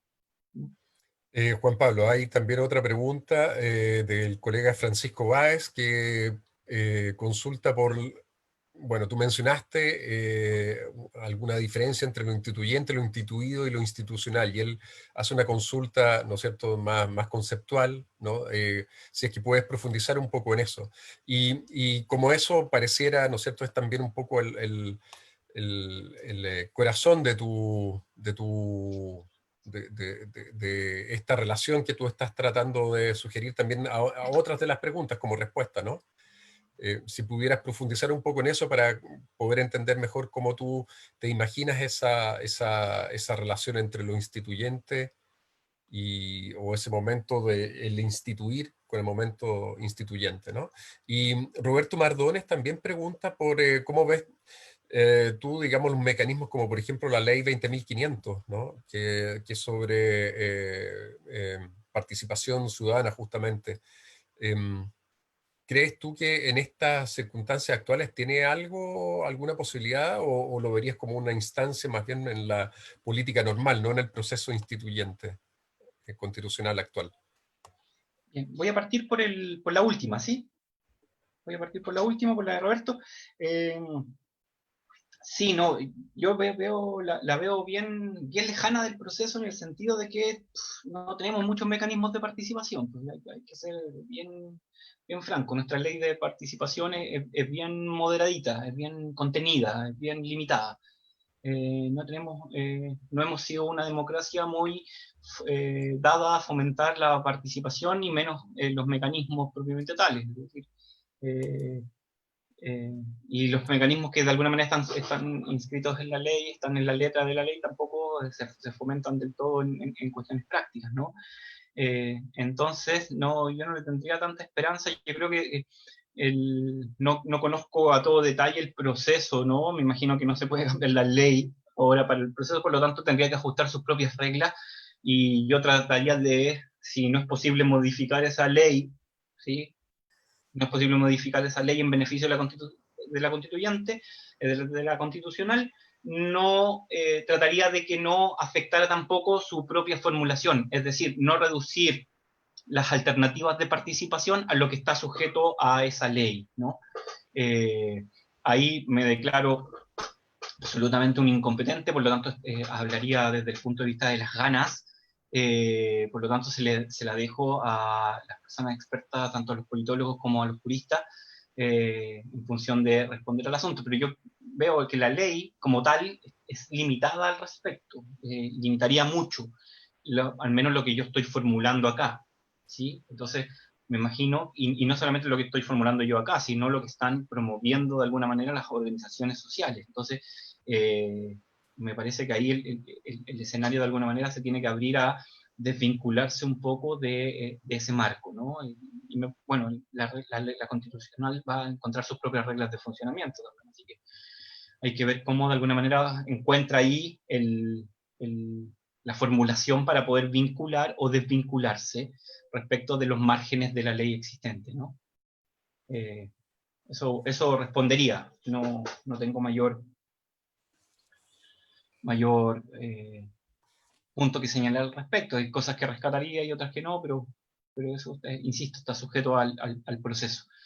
Y en relación a la pregunta más conceptual, sí, es claro que yo me baso en este principio castoridiano, ¿no?, de instituyente instituido, ¿no? Voy como en esa lógica. Entonces, de alguna manera, entiendo que tanto la institucionalización como el instituir son parte de alguna manera del foco de lo instituyente, ¿sí? Son parte más del foco de lo instituyente, de este proceso creativo, ¿sí? Me reservé la idea de instituir para poner en escena lo que hacen las organizaciones sociales que son en beneficio propio y en beneficio de la ciudadanía o de espacios que no son directamente institucionales. Y utilicé el concepto de institucionalización para hablar de esos puentes que tienen que de alguna manera hacen referencia con lo instituido, ¿no? Entonces, institucionalizar es el vínculo directo de este instituyente con lo instituido, mientras que instituir, de alguna manera, es consolidar o asentar esta dinámica instituyente en ciertos registros más claros, más precisos, más consolidados justamente, ¿no? Por ejemplo, para mí que es un ejemplo de instituir, ¿no? Esta red de cabildos y asambleas ciudadanas o populares. Esto que hizo Unidad Social, ¿no? Esto de alguna manera es instituir ciertos mecanismos, ciertas formas de comunicación entre ellos, ciertas tomas de acuerdo, ciertas tomas de deliberación entre ellos, pero que no tienen injerencia inmediatamente con el espacio público, con el espacio institucional de la política, ¿no? Para poder vincular eso con el espacio institucional de la política es que hablé de mecanismos de institucionalización. Y hablé principalmente de los mecanismos de participación ciudadana, ¿sí? Que me remití a 3 en particular, dentro de la plétora de todos los que puedan existir. A mí me parece que, insisto, esta iniciativa popular de ley o iniciativa ciudadana de ley es como mi máximo deseo de alguna manera, pero los focos de deliberación, ¿no?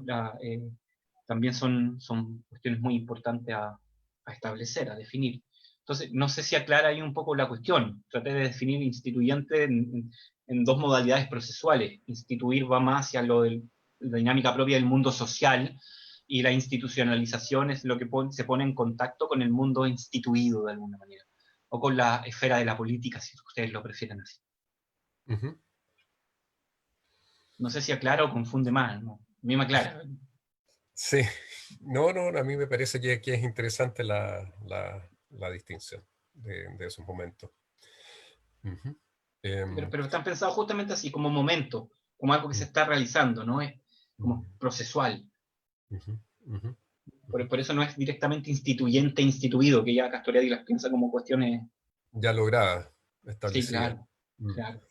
Sí. Tal vez ahí lo que cabría pensar es si son los mismos agentes, ¿no? Los que instituyen en el instituir en ese momento, con el otro momento, ¿no es cierto?, más político ya, o que es cuando tal vez algo se politiza, no sé cómo llamarlo, ¿no? Que es este momento de la institucionalización, si requiere de algún canal, es un representante, Sí, no, qué tipo de actor, qué es lo que es.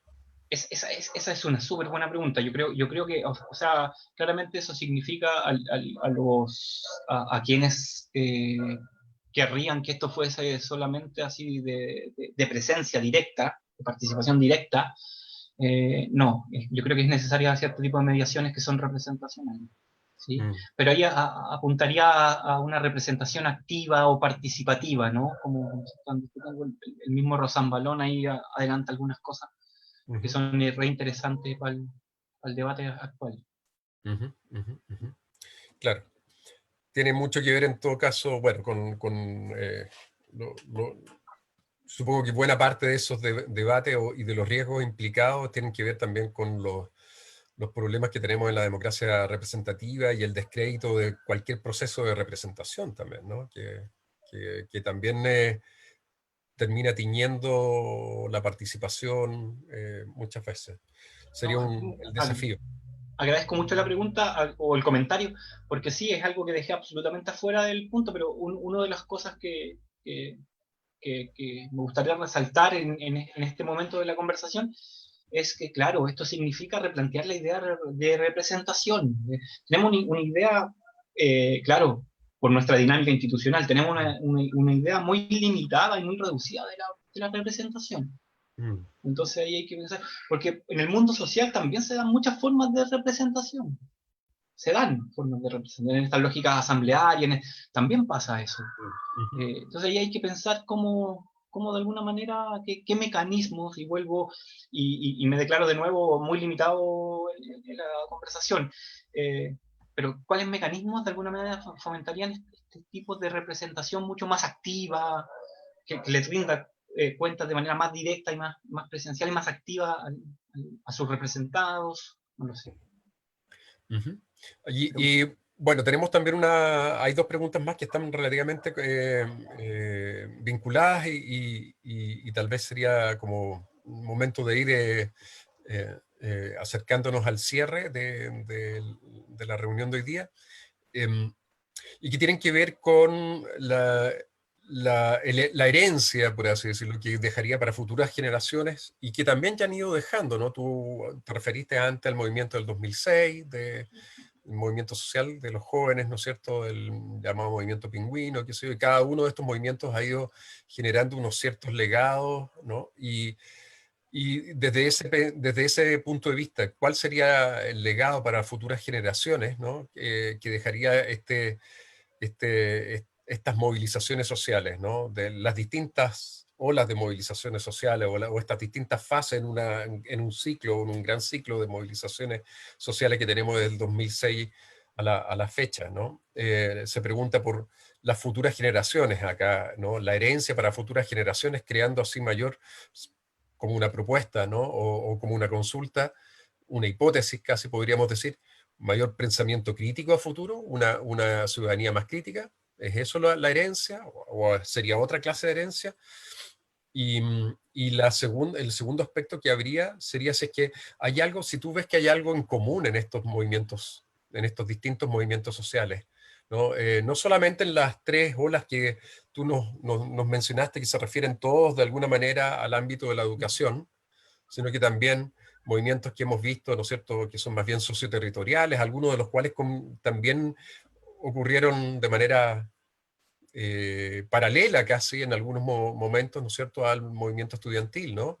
En Aysén, en Punta Arenas, ¿no? En Freirina, hay una serie de otros movimientos también, ¿no? Bueno, hay varios, digamos, movimientos socioterritoriales, feministas, etcétera, ¿no? Si ves algo en común también en todo eso. Entonces la pregunta sería por el legado para las futuras generaciones y qué tipo sería este. Y en segundo lugar, no sé, ¿hay algo común a ellos? ¿Ves algo común a ellos? Sí, yo creo que, a ver, ambas preguntas, sin quererlo, están muy relacionadas, porque justamente los legados que pueden de alguna manera derivarse de ellos tienen que ver con aquello que pusieron en escena en términos comunes, ¿no? En lo que pudieron promover en términos comunes para la ciudadanía en general, ¿no? A mí me parece que voy a tratar de unir en la respuesta a ambas preguntas, ¿sí? Eso es lo que estoy tratando de decir. Un punto que tienen en común, sin duda, es que son de alguna manera, ¿sí? No todos a lo mismo, ¿no?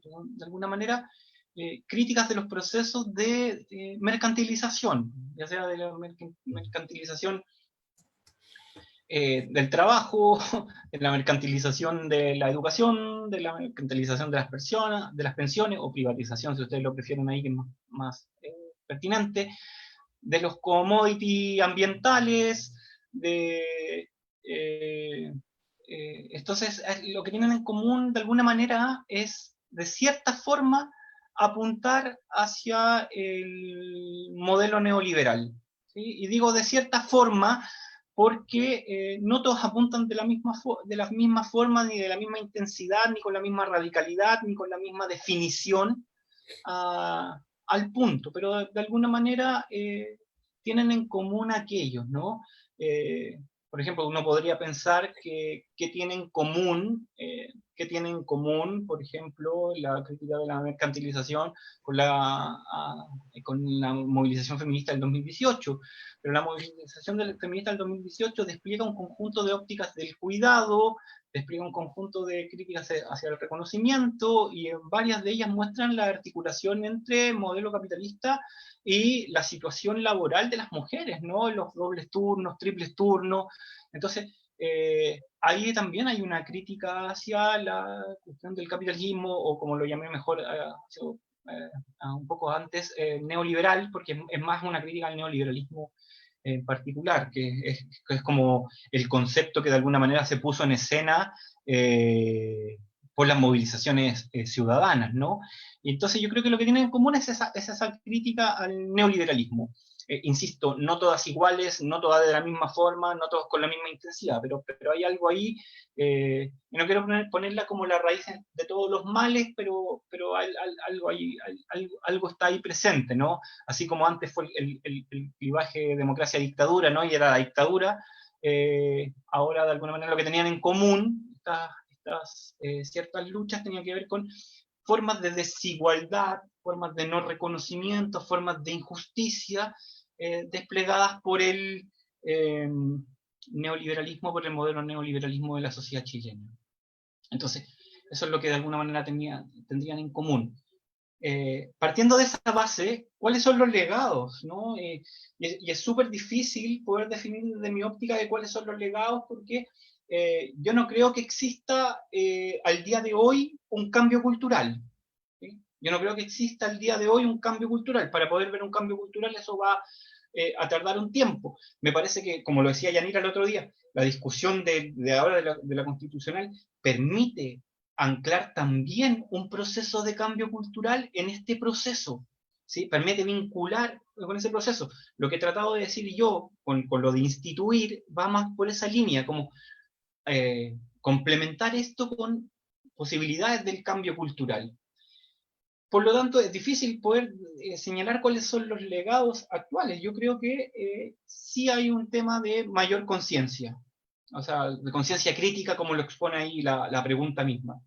Hay un tema que tiene que ver justamente con esta raíz de que de alguna manera fuimos apuntando todos de diferente forma, con diferente intensidad, pero todas y todos fuimos apuntando al neoliberalismo en sus distintas expresiones, o a la mercantilización de la vida, como prefiero llamarlo, ¿no? Más que la cuestión del neoliberalismo, una mercantilización de la vida.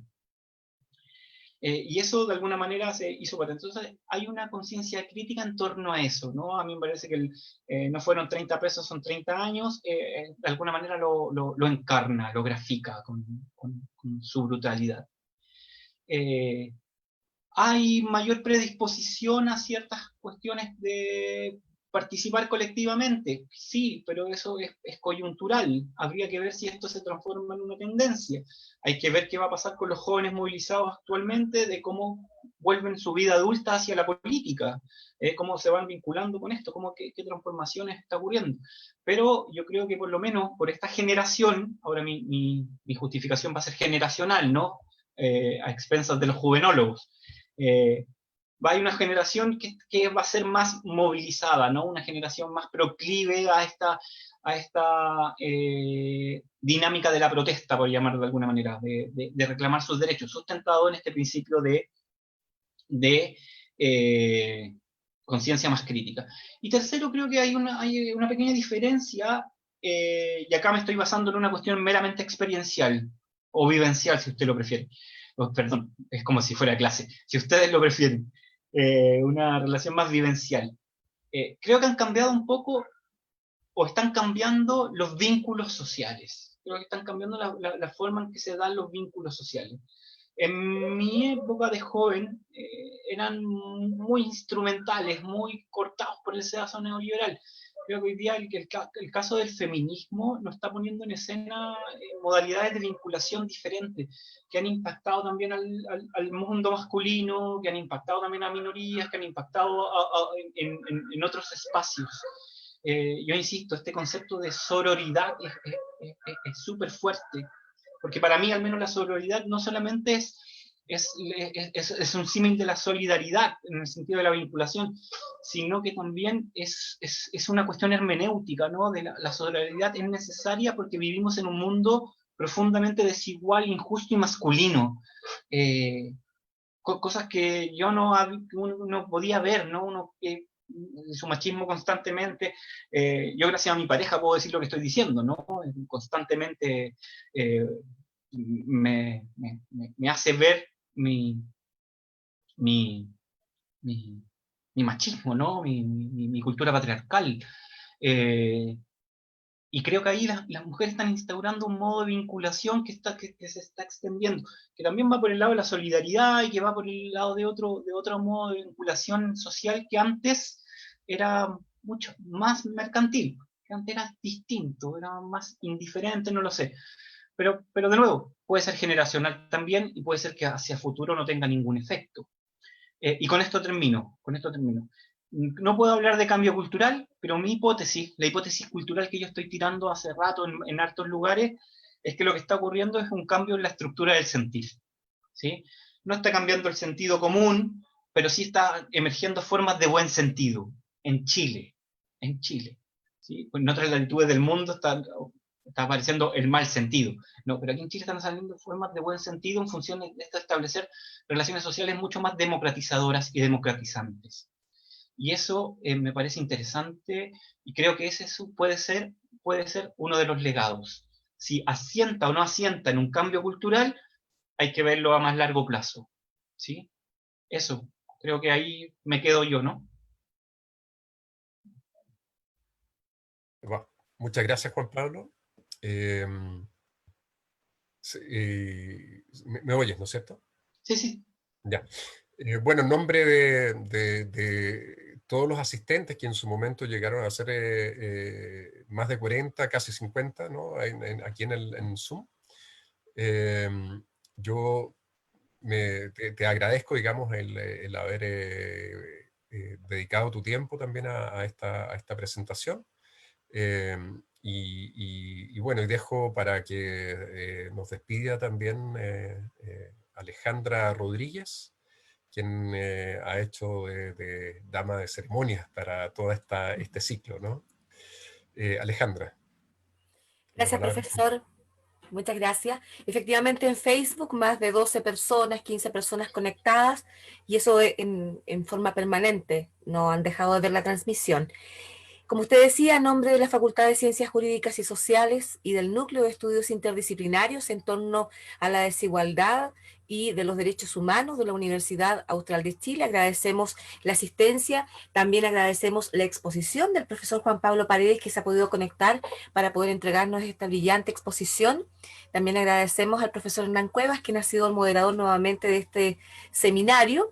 Y les volvemos a reiterar que este ciclo de seminarios sobre formación ciudadana para una nueva democracia, que es organizado en conjunto con la Escuela de Historia y Ciencias Sociales y el Instituto de Historia y Ciencias Sociales de la Universidad Austral de Chile, se está realizando todos los lunes a las 17:30 horas.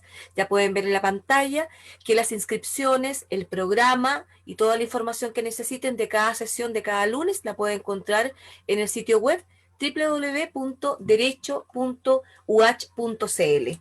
El próximo lunes 23 de noviembre la cita será con el profesor Rodrigo Mardones de la Pontificia Universidad Católica de Chile. Los esperamos entonces, las esperamos para mantener también vigente el sentido de género. Que tengan todos y todas muy buena tarde. Chao, muchas gracias.